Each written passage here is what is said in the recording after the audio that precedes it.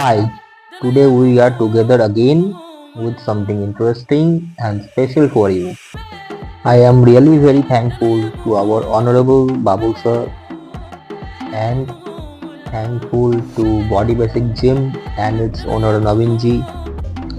ये जिम गणेश चंद्र एवेन्यू पे है एंड सबसे बड़ा बात यह है कि ये जिम लगभग 21 साल पुराना है जहाँ पे almost every kind of modern equipment है.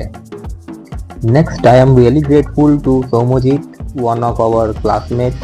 आज उसके बॉडी में ही मैं पेंट कर रहा हूँ. He is a professional natural body builder. Last year ICN में पार्टिसिपेट भी किया था एंड चैंपियन भी हुआ था.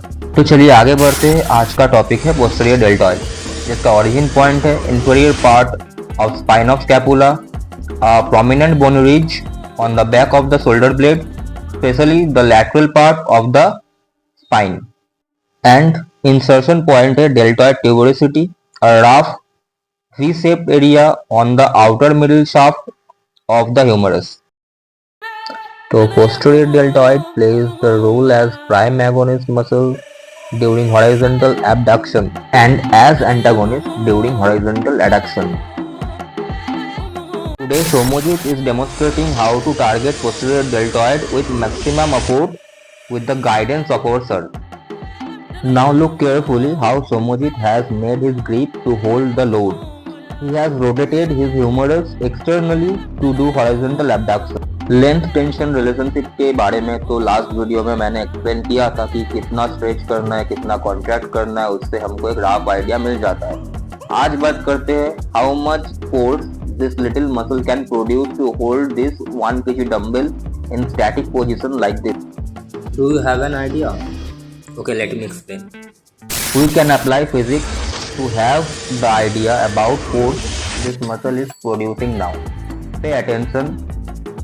If we assume the force the muscle is producing is X and multiply it with a foot arm, which is basically the distance of glenohumeral joint and insertion point of posterior deltoid, is totally equal to the force of external load multiplied with load arm.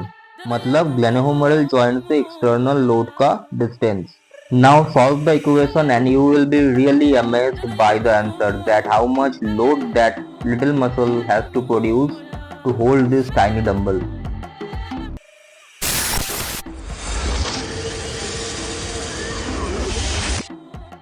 Now he is demonstrating reverse pec fly, which is actually horizontal abduction. Notice his grip. He is holding the handle with neutral grip to avoid internal rotation of humerus. This is also a good workout for posterior deltoid.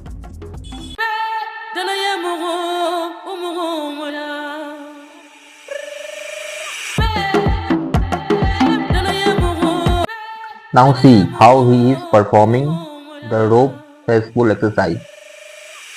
The force produced in the muscle fibers are divided into the magnitude of the components like vertical and horizontal. Depends upon the angle of pull.